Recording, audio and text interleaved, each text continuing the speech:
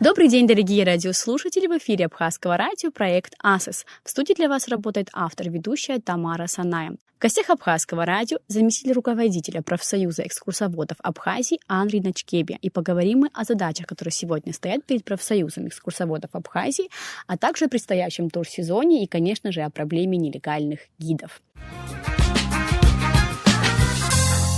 Андрей, здравствуйте! Приветствую, Тамара, приветствую всех слушателей. Спасибо, что пришли к нам сегодня. Мы вас рады видеть в нашей студии. Спасибо за приглашение. На самом деле вопросы нелегкие, но все они нужны, и мы должны какие-то прогнозы давать на предстоящий сезон. Очень сложно. Вообще сложно прогнозировать туристический сезон. Все зависит от множества факторов, и поэтому давать какие-то однозначные прогнозы не представляется Мы будем ориентироваться возможным. на ваш взгляд, Да, на ваше конкретное Однако, мнение. учитывая то, что прилагается большое количество усилий, мы надеемся, что туристический сезон 2026 года станет для нас рекордным. Это не только экскурсионная сфера, это целый сектор туристической отрасли, я имею в виду экскурсии. Сфера очень важна. Это один из наших форпостов. Граждане Абхазии активно работают в данной сфере. Это люди абсолютно разных профессий, абсолютно разных взглядов, но всех нас объединяет одно – именно улучшение качества работы. То есть мы всегда стремимся к совершенству, всегда стремимся к лучшему. Есть над чем работать, но в этом отношении я могу с уверенностью сказать, что экскурсоводы – это те люди, которые действительно верой и правдой отдаются своей работе. Это очень отрадно наблюдать. Спасибо большое, Андрей. Ваша организация профсоюза экскурсоводов Абхазии была недавно реорганизована, воссоздана. Сегодня перед вами стоят новые задачи, новые цели. Расскажите немножечко о них. Какие задачи сегодня стоят перед вашей организацией? И вообще основные ее задачи и цели? Олимпийские, быстрее, выше, сильнее. Но на самом деле основная задача – это объединить наше комьюнити. Первое, мы знаем, чего мы хотим. Второе, мы знаем, к чему стремиться и как добиваться своих целей. И осталось только все это объединить в рамках профсоюза и, соответственно, двигаться дальше. Вызовы есть задачи, и я уверен, что мы добьемся положительных результатов. Потому что все же, как я говорил ранее, люди разных взглядов, разных профессий, когда объединяются, создают некий мозговой центр, который дальше уже формирует необходимую повестку, которая нам всем очень важна. А именно, экскурсоводы также берут на себя задачу каких-то законодательных инициатив. Да, мы всегда хотим оперировать законами. Закон о туристской деятельности, который несколькими годами ранее был немного реформирован, дополнен. Если я назову пробелы сегодняшнего закона, я, наверное, ошибусь. Пробелов действительно немало, но так как в нашей сфере большое количество юристов, экономистов, представителей разных профессий, у нас есть возможность делать законодательные инициативы для того, чтобы закон развивался. И, для того, чтобы улучшить имидж нашей страны. Именно так. Это очень важно на самом деле. Спасибо большое, Андрей. Как, на ваш взгляд, возможно улучшить сервис в нашей республике? Что нам необходимо для того, чтобы создать еще более благоприятные условия для отдыха гостей в республике? Одно из вообще важных факторов улучшения сервиса – это, конечно же, объекты размещения и классификация объектов размещения. Есть такая система звезд, правильно? 2 звезды, 3 звезды, 4 и так далее. Если мы сможем ввести данную классификацию в Абхазии, соответственно, это также повлияет. На сегодняшний день ее нет. Ее нет, да. Но, насколько мне известно, ведутся работы о том, что она заработает и будет приносить хороший результат. Потому что мы часто слышим отзывы туристов о том, что в Абхазии все прекрасно, единственное, не хватает немножечко улучшения сервиса. Сервис и вообще качество сервиса рождается в какой-то конкурентной борьбе. И именно классификация по звездам, на мой взгляд, даст такой хороший импульс для развития. Спасибо большое. Андрей, вы как человек, знающий туристическую индустрию изнутри, как вы оцениваете, готова ли сегодня Абхазия к большому потоку туристов? Потому что сегодня, в наше время, мы понимаем, что в связи вообще с ситуацией в мире, Абхазия является более привлекательной для того, чтобы российский турист выбирал нас как место для отдыха.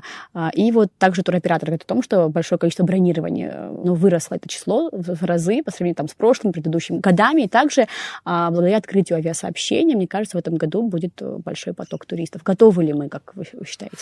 Ну, я хочу ответить следующим образом. Не люблю делить нашу страну на восток и на запад. Но, тем не менее, на западе объектов размещения гораздо больше. В этой связи западная часть Абхазии действительно способна принять большое количество людей. Что же касается востока нашей страны, к сожалению, объектов размещения не так много. Я надеюсь, что факт того, что Абхазия становится с каждым годом все более и более предпочтительнее, придаст импульс для того, чтобы на востоке нашей страны увеличили объекты размещения. Это действительно очень важно. Здесь прекрасная жемчужина на берегу. Именно так. Это моря, хороший пример Чимчира. развития данного сектора на территории Чимчирского района. Это пансионат эвкалиптовая роща. Вообще, действительно, да, какой-то импульс определенный есть, но этого все равно мало. Надо развивать восток Абхазии более интенсивно, поскольку рекреационные ресурсы в нашей стране распределены сбалансированно, на мой взгляд.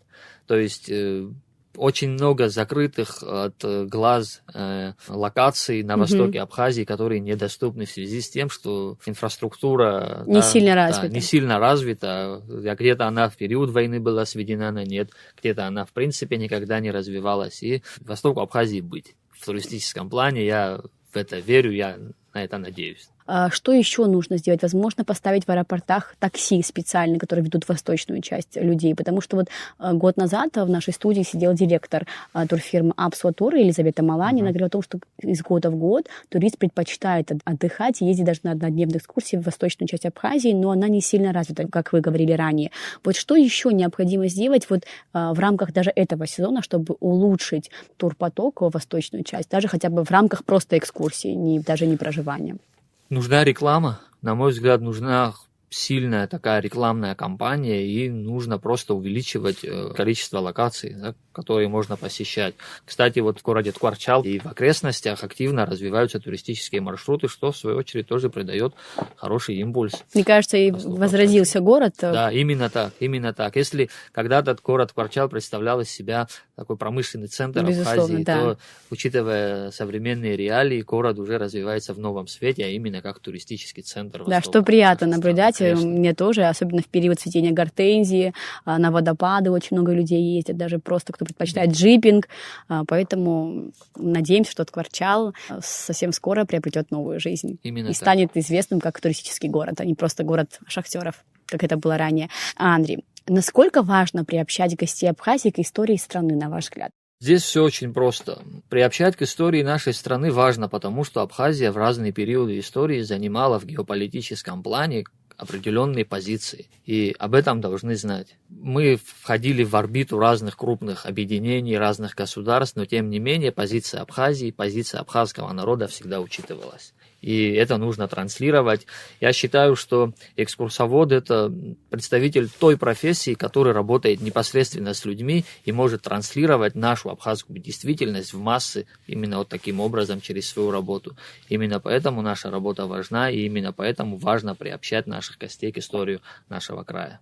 Спасибо большое. Теперь немножечко поговорим о социальных сетях. Как правильно работать с информацией в социальных сетях, именно о имидже нашей страны? Мы часто нередко видим, как отзывы оставляют туристы, и не так часто, но встречаются и негативные, иногда для того, чтобы, как говорится, для хайпа, чтобы привлечь внимание к какому-то громкому заголовку. Иногда турист, правда, чем-то недоволен. Вот как бороться с тем, чтобы информация была достоверна? Вот не всегда же правда то, что пишут. Иногда обобщают, да, по какому-то конкретному случаю, или там что-то произошло с туристом, и он обобщает и тем самым вносит неправильное впечатление о нашей стране в социальных сетях. Как работать с этим, на ваш взгляд? Здесь мы, к сожалению, не можем как-то воздействовать на человека, который находится далеко за пределами Абхазии. Мы не можем в личной беседе убедить его в обратном. Соответственно, он будет транслировать то, что он считает для себя нужным. Да, может быть, но социальные сети, да, мне кажется, все равно имеют значение, они играют немаловажную роль. Кто-то узнает вообще из социальных сетях, да, о каких-то локациях интересных и приезжает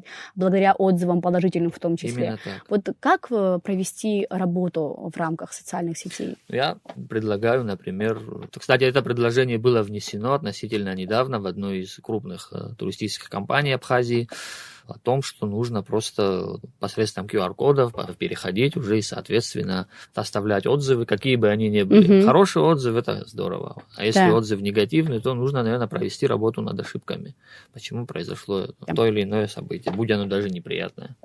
Такой еще вопрос, Андрей. Обладаете ли вы информацией, есть ли проверки на продукты, предлагаемые туристам по пути в турместа, платные услуги, дегустации? Очень часто именно некачественная продукция, вот о чем мы говорили выше, завышенные цены или навязанные услуги, я знаю таких очень много, особенно по дороге на озеро Рица, портят впечатление в нашей стране. Давайте, есть такие проверки? Да, я все-таки буду исходить из собственной зоны досягаемости.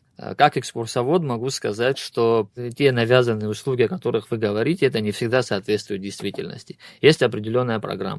И экскурсовод обязан выполнять эту программу, поскольку за нее заплатили.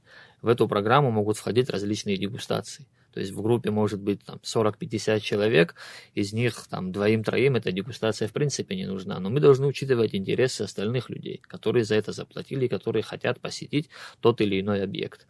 Что касается качества продукции и всего остального, опять-таки, исходя из своей зоны досягаемости, я эту прерогативу отдаю компетентным органам, которые, соответственно, должны этим заниматься сами.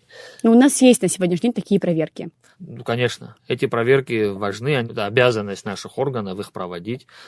То есть все это в совокупности влияет на качество и на сервис. Соответственно, Безусловно. каждый на своем уровне должен профессионально выполнять свою задачу. Это очень важно. Мне кажется, вообще имидж страны как раз из Именно этих крупинок и складывается. То есть, Совершенно допустим, из продуктов, из отношения местного населения, дальше уже из объектов и так далее. Поэтому это тоже очень важно. Ну и хотелось бы поговорить также и о больной теме турсообщества, о больной теме профсоюза экскурсоводов Абхазии, о проблеме нелегальных гидов. Она у нас была, есть и приобретает с каждым годом все более и более масштабы, большие масштабы для нашей страны. На ваш взгляд, как можно бороться с этой проблемой? Ведь она не только портит впечатление туриста в нашей стране, но и порой неверно искажает и доносит неверную историю нашей страны. Есть такие экскурсоводы, которые не знают историю нашей страны и вот говорят то, чего на самом деле не существует. Ну, как бороться, могу сказать прямо. Законодательными мерами. Есть закон о туристской деятельности, который ограничивает нелегальных гидов от данного вида деятельности. То есть закон должен функционировать в полную Но, силу. тем не менее, они все-таки у нас присутствуют. Именно Особенно так. однодневные туристы, когда приезжают, очень В том часто с числе. ними приезжает экскурсовод извне, который рассказывает о нашей стране. Насколько вам кажется сложно человеку постороннему, да, не обладающему информацией о нашей культуре, наших ценностях, рассказывать, в принципе, о нашей стране? Вот Это как практически экскурсовод. невозможно. Я объясню почему. Тут нужно смотреть на ситуацию с такого ракурса. Для кого-то это рынок, и они хотят стать участниками рынка. Для нас это не рынок, это наша страна, и, соответственно, то, как мы ее представим, от нас зависит впечатление о нашей родине. И поэтому, если кто-то считает, что его ограничивают от участия как участника рынка, то для нас это не рынок, это наша родина, это самое главное. И на сегодняшний день я хочу, кстати, сказать, что все вот эти ограничения, если имеют место быть, то они имеют место только в адрес местных экскурсоводов. То есть закон работает только в их отношении, то есть в нашу сторону. Что касается нелегальных гидов, в их сторону закон практически не функционирует. Да, в законе есть определенные пробелы, его нужно дорабатывать, но тем не менее, даже исходя из того, что есть, соответственно, нужно с этим бороться. Мне кажется, также и сложно отследить, да, экскурсоводов, которые приезжают с однодневными У нас туристами. всего одна граница, один контрольно-пропускной пункт, никаких сложностей в этом нет. Андрей, также такой вопрос. Вот очень многие считают, что быть экскурсоводом легко и просто. Расскажите о том, какие этапы проходит экскурсовод для того, чтобы его допустили к экскурсии с туристами. Хороший вопрос. Не обязательно быть историком, биологом, географом. Экскурсовод может быть человек практически любого образования. Однако есть определенные этапы. Есть аттестации, есть курсы экскурсоводов. Экскурсовод сдает 2 экзамена. Первый он сдает в организации, в которой прошел курс. Затем он сдает 2-й экзамен в Министерстве туризма, после которого получает бейдж по итогам экзаменов. То есть получает лицензию, все необходимые документы в виде бейджа, которые позволяют ему проводить экскурсии. То есть не каждый человек может стать экскурсоводом. То есть мы развеем миф о правда. том, что там изучил Именно историю Абхазии, ты уже можешь стать Именно экскурсоводом. Можно хорошо знать Абхазию, можно быть доктором исторических наук, но при этом не обладать какой-то харизмой, не обладать какими-то навыками для того, чтобы проводить экскурсию. Все в любом случае приходит с опытом. И также любовь к своей стране, наверное, одно из главных качеств любовь экскурсовода. Спасибо большое, Андрей. И так подытожим нашу беседу с вами вопросом о ваших ближайших планах, ваших, имею в виду, профсоюза экскурсоводов Абхазии, о том, чего бы вы лично хотели, для того, чтобы улучшить имидж нашей страны в плане туристической. Наша комьюнити должно быть едино, самое главное. Всех нас объединяет то, что мы хотим улучшить качество. И теперь это нужно представить в более качественную форму. И самое главное, это, конечно, законодательные инициативы, закрепление на законодательном уровне определенных положений, которые будут... Вот сегодня какие самые важные положения, которые необходимо закрепить в законодательном уровне? Вот перед вашей организацией усилить контроль за нелегальными экскурсоводами. То есть на сегодня это проблема номер один. То есть сейчас кстати, существует еще одна организация Абхазгид.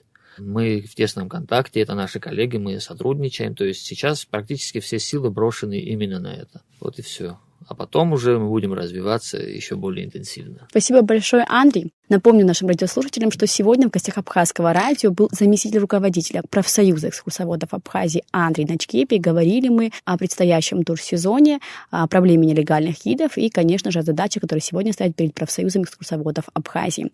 Андрей, спасибо, что пришли к нам сегодня за вашу интересную, содержательную беседу. Мы будем рады вас видеть снова. Приходите к нам еще. Мы желаем всей нашей стране прекрасного туристического сезона. И прощаемся с вами до следующей недели. Напомню, что в студии для вас работала автор-ведущая Тамара Сане, с звукорежиссерским пультом Ривас Ломи Руфинан Кваб. До свидания, спасибо за внимание.